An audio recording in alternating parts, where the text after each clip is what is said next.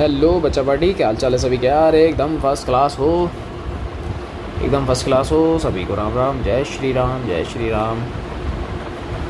Hello, okay सब कुछ भाई, ओके ओके ओके ओके, ठीक है ठीक है ठीक है। हाँ सभी को राम राम, राम राम। हो गए सारे कनेक्ट? हाँ हो गए हो गए हो गए, बहुत बढ़िया बहुत बढ़िया। चलो बढ़िया से और जल्दी से कनेक्ट हो तो गए हो, तो स्टार्ट करते हैं अपना नया टॉपिक। देखो लास्ट टाइम हम लोगों ने क्या डिस्कस कर लिया था, आई थिंक हेलो एरिन हमारा स्टार्ट हो चुका है और हेलोजिनेशन पढ़ लिया, फिजिकल प्रॉपर्टीज़ कर ली, general methods of preparation almost सारे कवर कर लिए। आज अपन डिस्कस करने वाले हैं एक और नया topic, that is chemical property, यानी कि प्रॉपर्टी, केमिकल प्रॉपर्टी अपन डिस्कस करने वाले हैं, या फिर केमिकल रिएक्शन, आप जो अच्छा लगे आप ऐसे समझ लो। ओके, टोटल बालकों 3 तरीके की रिएक्शन है, टोटल 3 टाइप के अपन को पढ़नी है। टाइप्स बता रहा हूँ ना, तो सबसे पहले आता है अपने पास रिएक्शन विद मेटल, यानी कि सबसे पहले तो अपन मेटल के साथ में रिएक्शन करेंगे। याद होगा हेलो एल्केन में भी किया था, ग्रिग्नार्ड वगैरह ये सब कुछ बनाया था अपन ने। सेकंड आती है ESR या NSR, कुछ भी बोल दो यार, कुछ भी बोल दो, जो मन में पहले बोले लो, ठीक है। और थर्ड आ जाएगी अपने पास में NSR। ESR electrophilic substitution reaction, याद होगा हेलो एरिन के स्टार्टिंग में ही एक मैकेनिज्म करवाया था, वही वाला है ना। और एक होता है NSR न्यूक्लियोफिलिक सब्स्टिट्यूशन रिएक्शन, एक न्यूक्लियोफाइल अटैक करेगा। तो इन तीनों को अपन डिटेल में डिस्कस करेंगे। इनमें से भी अपन फर्स्ट हेडिंग डाल लेते हैं अपनी, कौन सी है, रिएक्शन विद मेटल। किससे रिएक्शन करनी है भैया? मेटल के साथ में रिएक्शन करनी है, बहुत सिंपल है। याद होगा वुड्स रिएक्शन हम लोगों ने पढ़ी थी, उसी के ही मिलते जुलते छोटे मोटे भाई आ रहे हैं। तो पहला जो अंकल आ रहा है इसके अंदर वो है हमारे पास में वुड्स फिटिंग। कौन से अंकल आ रहे हैं? सबसे पहले वुड्स फिटिंग रिएक्शन। रिएक्शन आपको पता ही है, when we react alkyl halide in the presence of with sodium in the presence of dry ether, तो अपने को हायर अल्केन्स मिल जाते हैं। सेम सिनेरियो यहाँ पर भी है, बस फ़र्क क्या हो समझना। वुड्स फिटिंग, वुड्स में क्या होता था, दोनों जो मॉलिक्यूल्स होते थे 2 मोल मॉलिक्यूल लेते थे अपन, 2 मोल हेलो एल्केन, ठीक है। उनकी स्ट्रक्चर सिमेट्रिकल होती थी। स्ट्रक्चर बोले तो उनका मॉलिक्यूलर फार्मूला, उनकी स्ट्रक्चर, उनकी शक्ल, शेप, जो आपको बोलना बोलो, यानी कि आदमी कैसे होता था, सिमेट्रिकल। वुड्स फिटिंग में डिफरेंट होंगे, क्या होंगे बेटा? डिफरेंट। जैसे एक तो मैंने ले लिया, मान लो बेंजीन के ऊपर Cl, एक एरीन का एग्जांपल ले लेता हूँ और एक आ जाता है CH3Cl, ठीक है। इन दोनों अंकल की रिएक्शन किससे करवानी है? सोडियम से, लेकिन ऑब्वियस सी बात है 2 Cl हैं तो सोडियम भी कितने लेने पड़ेंगे? 2। किसकी प्रेजेंस में होगा? ड्राई ईथर, भाई रिएक्शन पड़ी हुई है इसलिए थोड़ा स्पीड से, एक सोडियम एक Cl, दूसरा सोडियम दूसरा Cl, भाई काम हो गया, खेल खत्म। बनेगा क्या भाई साहब? बहन जी की जो वैलेंसी फ्री हुई है वहाँ पे किसको अटैच कर लो? CH3 को। क्या बार हो गया? 2NaCl, हायर अल्केन्स बन गए। इसका नाम टोलुइन, क्या बन गया? टोलुइन बन गया। अब एक चीज़ ध्यान रखना, पेपर में आप लोगों से डायरेक्ट पूछ लेगा, क्या पूछेगा? डायरेक्ट ही पूछेगा कि भैया टोलुइन का फॉर्मेशन बताओ कैसे होता है। आप लोगों से डायरेक्ट ही पूछेगा भाई। डायरेक्ट कहने का मतलब आपको लिख के नहीं देगा वुड्स फिटिंग। देखो CBSE वालों, तुम तो ये चीज़ तो भूल जाओ कि कभी तुम लोगों को एग्ज़ाम के अंदर रिएक्शन का नाम लिखा मिलेगा, वुड्स फिटिंग या क्लीमेंसन, कुछ भी है, जो भी है, नेम रिएक्शन नहीं मिलने वाली भाई, बहुत रेयर केस में मिलती है। आप लोगों को तो सीधा एग्जाम्पल चिपकाएगा ऐसे, वो कह रहा भाई खुद समझ ले अपने हिसाब से आंसर बना ले। तो कहने का सेंस क्या है, वो आप लोगों से यही पूछेगा कि भैया how will you obtain toluene by क्या? Haloarene. हेलो एरिन बोले तो क्लोरोबेंजीन, सिर्फ इतना सा बोलेगा, क्लोरोबेंजीन से आपको बनाना है टोलुइन। तो खुद से सोचना पड़ेगा, क्वेश्चन इस टाइप से आएंगे। तो CBSE वालों तुम तो भैया अलर्ट रहो, तुमको तो रिलैक्सेशन की ज़रूरत ही नहीं है, तुम तो अलर्ट रहोगे तभी तुम्हारा कुछ भला हो पाएगा, वरना बेड़ा गर्क हो जाएगा भाई। सही बता रहा हूँ, सही बता रहा हूँ भैया, मामला गड़बड़ हो जाएगा। तो ये इस तरीके से टोलुइन इंपॉर्टेंट है, इसी वजह से मैंने यहाँ पे लिखा। अब ज़रूरी नहीं है आप इसको ऐसे ही करवाओ भाई, इसको आप ऐसा भी करवा सकते थे। सर मैं तो ये लूँगा CH3Cl प्लस में C2H5Cl प्लस में मैं यहाँ पे 2 सोडियम ले लूँगा, किसकी प्रेजेंस में करवा लूँगा? Dry ether. भाई ले सकते हो, कोई मना नहीं है, क्योंकि मैंने पहले ही बोल दिया डिफरेंट मॉलिक्यूल्स होने चाहिए। रिएक्शन वही है वुड्स वाली, हायर एल्केन्स बनेंगे। वहाँ याद होगा इवन नंबर में बनते हैं, इधर कोई गारंटी नहीं होती है, इवन और सब बनता है यहाँ। तो देखो सिंपल है यार, दोनों सोडियम, एक Cl दूसरा Cl, पता लग गया क्या होने वाला है। C2H5 इससे कनेक्ट हो गया, CH3 प्लस में क्या हो जाएगा? 2NaCl। तो वुड्स फिटिंग में कुल मिला के डिफरेंट मॉलिक्यूल्स अपने को लेना है, यानी कि 2 मोल ऑफ हेलो एल्केन या फिर एल्केन और एरीन, कुछ भी मिक्स कर लो, इस तरीके से आपकी बन जाएगी वुड्स फिटिंग। बस डिफरेंट होने चाहिए, आप ये ध्यान रखना, ठीक है। तो ये थी आपकी पहली वुड्स फिटिंग। दूसरी मैं आप लोगों को दिखा देता हूँ जो आपके काम की है वुड्स फिटिंग के अलावा। सेकंड आती है अपने पास में फिटिंग रिएक्शन। फिटिंग इसका फिक्स है। ये 3 भाई एक साथ आते हैं और तीनों में कंफ्यूज होने के चांसेस थोड़े से रहते हैं little bit. Wurtz proper halo alkanes में वर्क करता है, सिमेट्री में काम करता है। फिटिंग बोला है ना, फिटिंग ये हेलो एरीन में वर्क करता है। सेम सिनेरियो जो वहाँ सीखा वही यहाँ सीखेंगे, लेकिन एरीन है। दूसरी चीज़ इधर भी सिमेट्रिकल होगा। वुड्स फिटिंग ये डिफरेंट में काम करता है, डिफरेंट बोले तो अनसिमेट्रिकल होगा। दूसरी चीज़ यहाँ पर ये है कि भैया इसमें हेलो एरीन और एल्केन दोनों मिक्स में चलते हैं, ठीक है। तो फिटिंग पे आ जाओ, स्टेटमेंट सेम। बस करना क्या है, एक काम करते हैं, दो एरोमेटिक कंपाउंड ले लो, एक Cl, यहाँ पे मैंने दूसरा बना दिया, ये मेरे पास दूसरा Cl, रिएक्शन सेम वही, किसकी, 2 सोडियम, क्या लोगे, ड्राई ईथर, ख़त्म खेल। क्या होगी क्या, एक Cl 2 Cl दोनों एन बार, first benzene and second benzene, ये लो हुई गवा। क्या बोलते हैं इसको, बायफिनाइल बोल लो या फिर इसको डाइफिनाइल बोल लो, एक ही बात है, कोई घर की बात है, कोई टेंशन वाली बात नहीं है। बाई मीन्स भी 2 होता है, डाई मीन्स भी 2 होता है। तो अब ऐसे फ्लो में ज़्यादातर जो बच्चे होते हैं, मैं बता देता हूँ क्या करते हैं। तुम लोगों में से फ्लो में अगर बेंजीन बनानी हो तो तुम लोग हॉरिजॉन्टल में तो डालते हो, हॉरिजॉन्टल की दिक्कत नहीं है।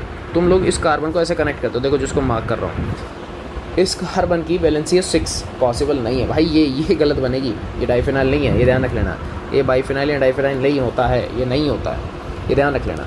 तो जो काम के हैं मैं आपको वही बता रहा हूँ। ये देखो, ये आपका बाइफिनाइल बन चुका है, ये इस तरीके से बनता है। कैसे बनता है भैया, हेलो एरीन से बनता है, लेकिन कितने मोल, 2 मोल। ये सोचना पड़ेगा, वो आप लोगों को लिख के देगा कि how will you obtain biphenyl by chlorobenzene. अब क्लोरोबेंजीन उसने इतना सा बोला, भैया एक ही है, जितनी मन में तुम ले लो, मेरे को फ़र्क नहीं पड़ता। सोचना पड़ेगा खुद से, इतना तो थोड़ा दिमाग चलाना पड़ेगा। तो CBSE वालों तुम तो अलर्ट रहो भाई, अगर तुम अलर्ट नहीं हो तो तुम्हारी बैंड बजना कन्फर्म है भाई, कन्फर्म, डेफिनेटली कन्फर्म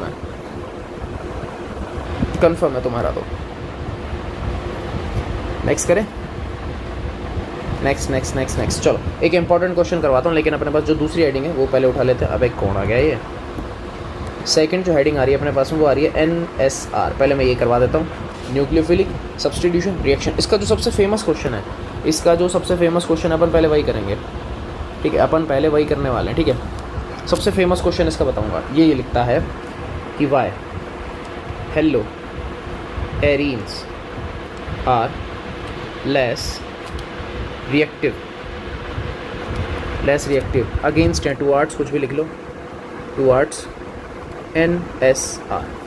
भाई बहुत इंपॉर्टेंट क्वेश्चन है ये, रियलिटी बता रहा हूँ। ये लो मैं मार्क कर देता हूँ इसको, पहले तो इम्पॉर्टेंट है मीन्स है। ऐसे सवाल आप लोगों से देखो थ्योरी में CBSE परेशान करेगा, ये इस तरीके से पूछेगा। अब आप सोचोगे ना साहब हम तो कर लेंगे, भाई कर तो लोगे, पर बैंड तो बजाता ही है वो, कितना ही कर लो। इंपॉर्टेंट है, इसलिए मैंने डबल स्टार लगा दिया यहाँ पे। वुड्स फिटिंग इन पे इतना मैंने नहीं लगाया जितना मैंने इसके ऊपर लगा दिया, 2 स्टार है। क्यों, 3-4 रीज़न बताऊँगा। सबसे पहले तो आपको स्ट्रक्चर बनानी आनी चाहिए, स्ट्रक्चर बनानी आपको आनी चाहिए। ये इसका पहला तरीका है पूछने का NSR के अगेंस्ट। इसका दूसरा तरीका बताता हूँ। ये पता है क्या करता है, कई बार ये नहीं ऐसे नहीं पूछेगा, दूसरा वे क्या पूछता है, वो थोड़ा सा इजी हो जाता है। कहता है रुको, CCl बॉन्ड, CCl से बेटर मैं CX लिख देता हूँ, CX bond in halo arene are shorter than bond. अच्छा बॉन्ड तो लिख दिया, लेंथ तो लिखी नहीं अपन ने, ये क्या चक्कर है। CX bond length in halo arene are shorter than किसके अंदर, CX bond length in halo alkane. वो आप लोगों से ऐसा ही पूछेगा, तो दोनों तरीके हैं, कैसे पूछ लें। बॉन्ड लेंथ अगर छोटी हो गई तो ऑब्वियस सी बात है वहाँ पे NSR होती ही नहीं है, थोड़ा टिपिकल केस हो जाता है। तो कहीं ना कहीं चीज़ें इसमें इन्वॉल्व हैं। तो दोनों तरीक़ों से आप लोगों से पूछने के चांसेस हैं, लेकिन जो मेजॉरिटी मैं बात करूँ वो फर्स्ट वाला है, क्योंकि सेकंड वाला बहुत छोटा होता है। फर्स्ट वाले में आपके पास काफ़ी सारे चांसेस है लिखने के। जैसे मैं आपको आंसर बताता हूँ। सबसे पहले बनाओ स्ट्रक्चर, आपको थोड़ा सिस्टम समझ में आए, क्योंकि थ्योरी तो आपने ही लिखनी है, मैं थोड़ी लिख के आऊँगा वहाँ पे। ये मान लो मेरा हेलोजन है, और यहाँ पे लिख दिया मैंने CH3X। दो तरीके, ठीक है। सबसे पहले सुनो ध्यान से, क्या हेलोजन के पास में 3 LP होते हैं? हेलोजन्स के पास में 3 LP, ये लो 3 इधर भी लगा देता हूँ मैं, दिख रहा है आप लोगों को। अब आप कहोगे सर कुछ मुझे समझ में आ रहा है, यहाँ तो रेजोनेंस है, यहाँ तो सर रेजो है, कैसे?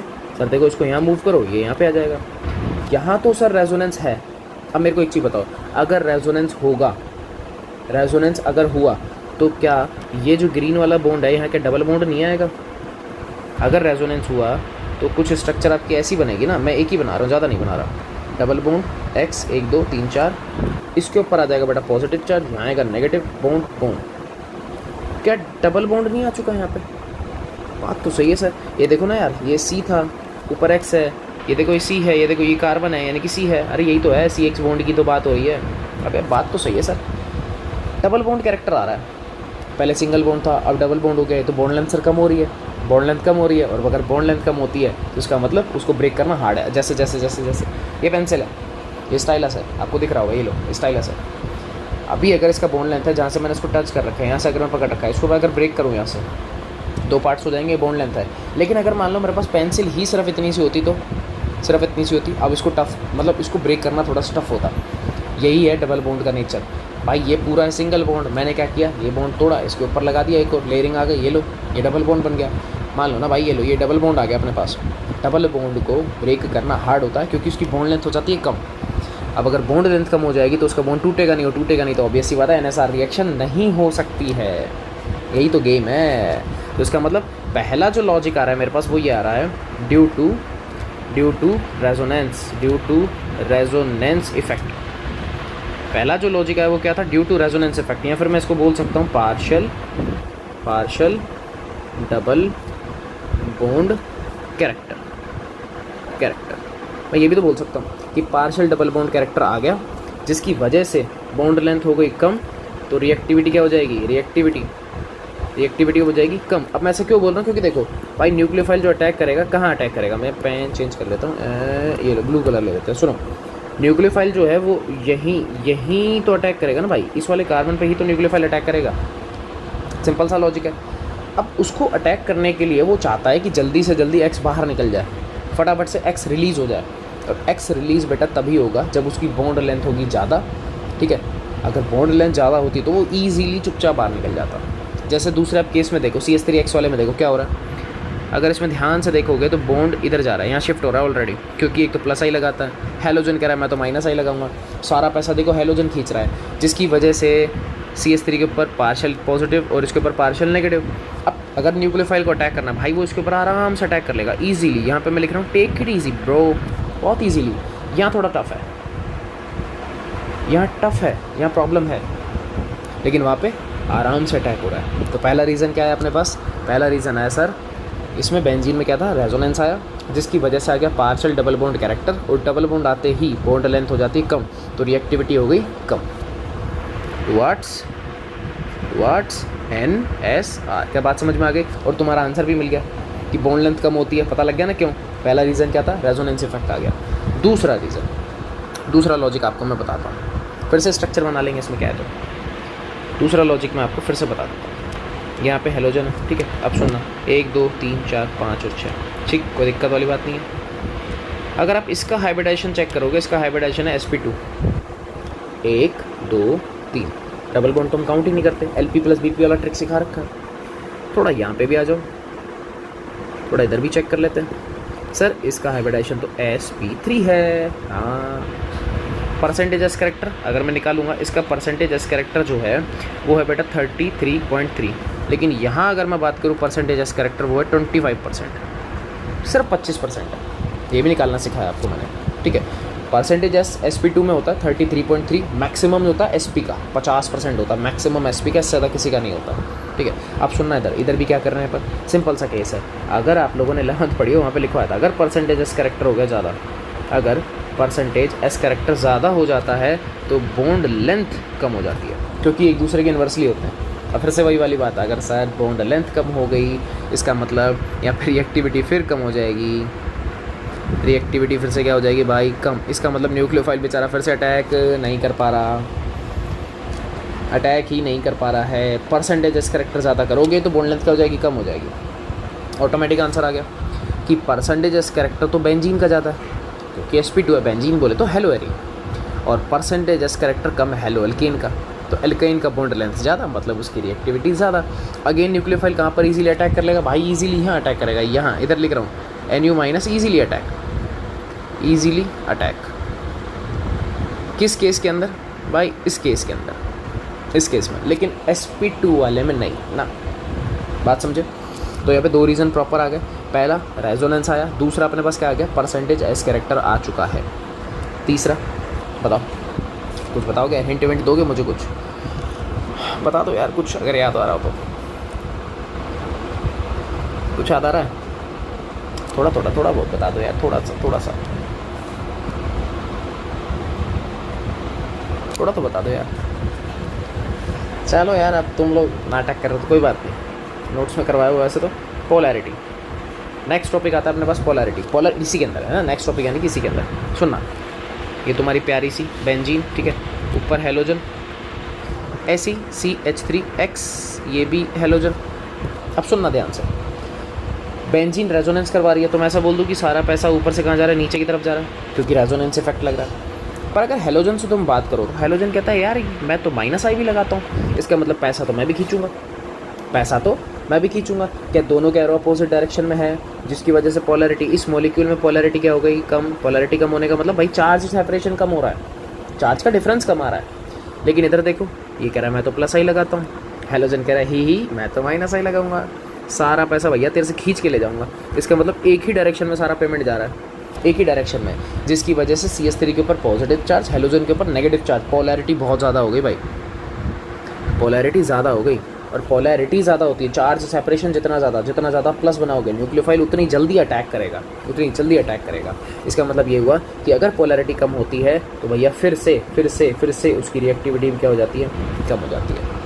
अगर पोलैरिटी कम तो रिएक्टिविटी कम। चार्ज ही नहीं है यार, पॉजिटिव चार्ज आ ही नहीं रहा, कहीं पर बहुत रेयर केस में आ रहा है, तो जिसकी वजह से न्यूक्लियोफाइल बेचारा प्रॉपर अटैक ही नहीं कर पाता, क्योंकि न्यूक्लियोफाइल कहता है मुझे पॉजिटिव चार्ज चाहिए।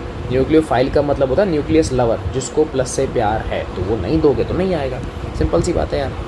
ऐसे कैसे काम चलेगा? ऐसी फोर्थ आप उससे भी कर सकते थे, बॉन्ड डिसोसिएशन एनर्जी, सिंपल सी बात है यार। पार्शियल डबल बॉन्ड कैरेक्टर आया, बेंजीन की बात कर रहा हूँ, पार्शियल डबल बॉन्ड कैरेक्टर अगर आएगा, उसकी वजह से क्या होगा? बॉन्ड लेंथ हो जाएगी बेटा कम, बॉन्ड लेंथ क्या हो जाएगी? कम हो जाएगी। इसको मैं हटा देता हूँ। PDC अगर ज़्यादा आएगा तो बॉन्ड लेंथ हो जाएगी कम, और अगर बॉन्ड लेंथ कम होती है तो बॉन्ड डिसोसिएशन एनर्जी क्या हो जाती है? ज़्यादा। अब बॉन्ड को ब्रेक करने के लिए एनर्जी बहुत ज़्यादा चाहिए, जिसकी वजह से रिएक्टिविटी कम हो जाती है भाई, रिएक्टिविटी हो ही नहीं पाती भाई। एक तो तुम एनर्जी कम दो, जल्दी से बॉन्ड ब्रेक हो जाए, हमको तो वही चाहिए ना, पर न्यूक्लियोफाइल मना कर रहा है, क्यों आऊँ भाई? पैसा ज़्यादा खर्चा करवा रहे हो, मेरा काम भी नहीं हो रहा, मैं काय को आएगा? मैं तो नहीं आएगा। तो 4 रीज़न है तुम लोगों के सामने, 4 रीज़न मैंने यहाँ पे लिख दिए हैं। सबसे पहला था रेजोनेटिंग इफेक्ट, जो आपका जो फर्स्टली प्रीफर होता है, मैं फिर बताता हूँ, जो सबसे ज़्यादा प्रीफर होता है वो यही होता है। पहला आप रेजोनेंस इफेक्ट लिख के आओ, सबसे बेस्ट है। दूसरा आप लोग परसेंटेज एस कैरेक्टर बता दो। लेकिन एक चीज़ और बता देता हूँ भाई, थ्योरी के अंदर आपको कन्वर्ट करना पड़ेगा, अगर थ्योरी में कन्वर्ट नहीं करोगे प्रॉब्लम हो जाएगी। थ्योरी में आप लोगों को कन्वर्ट करना ही पड़ेगा, इट डजेंट मैटर कि आप लोग क्या कर रहे हो, कितना आपने अच्छा सा लिखा है, पर कन्वर्टेशन आपको करना पड़ेगा। इतना शॉर्ट एंड स्वीट में आप लोग वहाँ पे नहीं लिख सकते, ये सिर्फ मैं एक्सप्लेन कर रहा हूँ यार। इसको लैंग्वेज में कन्वर्ट करो ना, पूरा लैंग्वेज लिखते हैं कि भाई ड्यू टू रेजोनेटिंग इफेक्ट क्या नाम से CX bond consist partial double bond character, hands it's bond length will be decreases, bond length decrease हो जाएगा, इसका मतलब उसका रिएक्टिविटी कम हो गया, सिंपल। तो nucleophile did not attack easily. यार बहुत सारे ऑप्शन है आप लोगों के पास, लैंग्वेज में तो देखो आपको कन्वर्ट करना पड़ेगा। स्टिल अगर आप लैंग्वेज कन्वर्ट नहीं करोगे तो यार प्रॉब्लम तो देखो होनी है, फिर तो लाला पिराबलम तो कन्वर्ट होनी है भाई। तो थोड़ा सा इन चीज़ों का ध्यान रखो। 4 पॉइंट है, चारों में से मैं कह रहा हूँ 2-3 मोर देन सफिशिएंट। 1 मार्क्स का ही है, तब तो फिर आप पॉइंट वाइज लिख के आ जाओ, कोई मना नहीं है। 1 नंबर का पॉइंट वाइज लिख दो, 2 पॉइंट लिख दो, मोर देन सफिशिएंट है। लेकिन अगर उसने 2 मार्क्स में दे दिया, चाहे आप 2 ही पॉइंट एक्सप्लेन करो, लेकिन दोनों लैंग्वेज में होने चाहिए, ध्यान रख लेना। स्पेशली CBSE, मैं CBSE के लिए बार बार फोकस करता हूँ, बार बार बोलता हूँ भाई CBSE वालों तुम तो तुम्हारी बैंड बजी पड़ी है, करना ही पड़ेगा, चाहे कुछ ही कर लो, करना ही पड़ेगा, मस्ट है तुम लोगों के लिए। तो नहीं करोगे तो गड़बड़ी हो जाएगी भाई, गड़बड़ी हो जाएगी, ठीक है? बात समझ रहे हो ना? बस ऐसी बात समझ के रखा करो, बस बात समझ में आएगी तभी काम चलेगा, ठीक है भाई? डाउट भाई किसी को? समस्या अभी तक 3 ही चीज़ें पढ़ी हैं अपन ने। NSR, इसके अंदर एक ही क्वेश्चन, कोई रिएक्शन नहीं पड़ी। अभी तो डाउ प्रोसेस वगैरह बहुत सारी चीज़ें आनी बाकी हैं। अभी एक ही रिएक्शन पड़ी है इसके अंदर, और वुड्स फिटिंग, बस और कुछ नहीं पड़ा। कोई दिक्कत, समस्या, परेशानी? बढ़िया। ठंकू भाई, ठंकू वेरी मच, कि तुम लोगों को समझ में आ रहा है। दैट्स अ गुड थिंग यार, दैट्स द स्पिरिट ब्रो। जो चलो, जब समझ में आ ही रहा है तो फिर अपन मिलेंगे नेक्स्ट वीडियो में। तब तक के लिए भैया जय हिंद।